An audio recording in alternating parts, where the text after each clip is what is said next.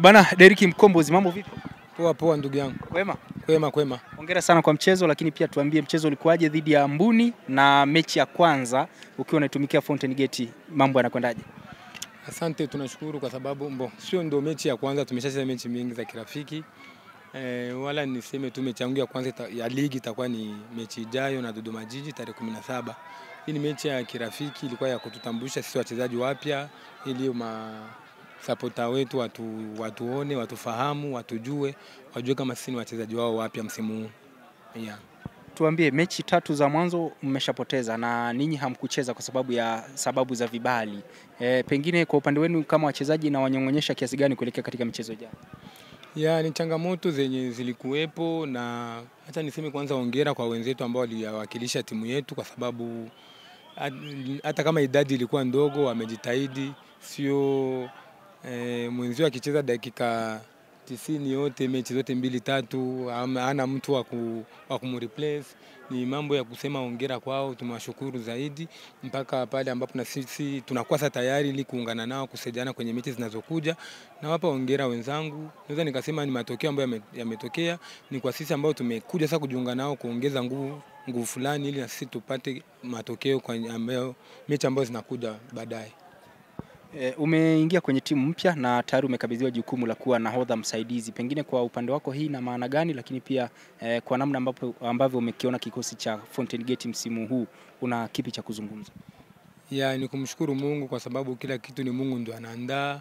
Unajua mimi ni mchezaji mpya kabisa, lakini kama walimu wameamua kunipa hilo jukumu la kuwa captain msaidizi, basi kuna kitu ambacho sasa moja wamekiona kwangu mimi na nimefurahi. Nashukuru kwa sababu sio rahisi kukuwa kiongozi wa wenzio ambao uliwakuta kwenye timu.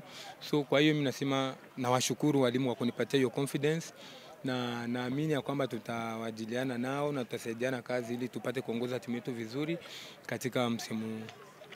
Sawa, msimu uliopita Fountain Gate ilikuwa ni timu ambayo ilicheza hatua ya mwisho kabisa kwa maana playoff, na ikafanikiwa kusalia kwenye ligi. Pengine ninyi kama wachezaji hii mnaichukua kama challenge na mnawaahidi nini mashabiki? Ni kweli timu yetu msimu uliopita imecheza playoff, na ndio kitu ambacho tunakizungumzia kila siku kwa wachezaji wetu, especially ambao ndio wanakuja kujiunga kwenye ligi hii.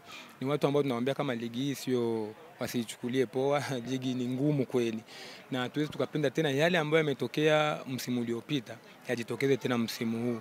Na ndio maana kila siku tuko kufanya vikao kwa kuwaonesha namna gani ya kufanya ili tujitahidi, yani tusifikie huko ambapo kwenye timu ilikuwepo. Licha ya kupoteza mechi 3 ambazo zimeshapita tayari, tumeshasahau kwa sababu hiyo imeshapita, na ndio maana tunaandaa mechi ambazo zinakuja kwa nguvu ili tupate kufanikiwa kupata matokeo mazuri.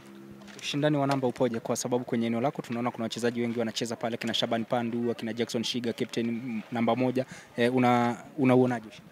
Kiukweli ushindani upo kwa sababu tupo wachezaji na waza 4 au 5 hivi ambao tunacheza position moja, na ndio maana inabidi kupambana. Kwanza hiyo ndio vizuri kwenye ushindani, ndio hata mwalimu tunampa changamoto ajui nani anaanza nani hatoanza, lakini naweza nikasema kama sisi wote ni wazuri, hakuna mzuri zaidi.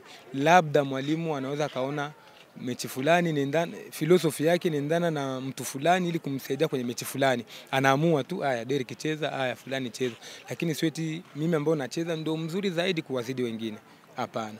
Ndio maana ushindani huo ni mzuri kwa sababu unatupa changamoto, unatupatia nguvu ya si kufanya kazi na bidii ili upate nafasi, kwa sababu kama ufanyi kazi na bidii wenzao wanacheza hutopata nafasi, na tunapambana kwa hilo, na hiyo itasaidia timu kupata malengo mazuri, matokeo mazuri.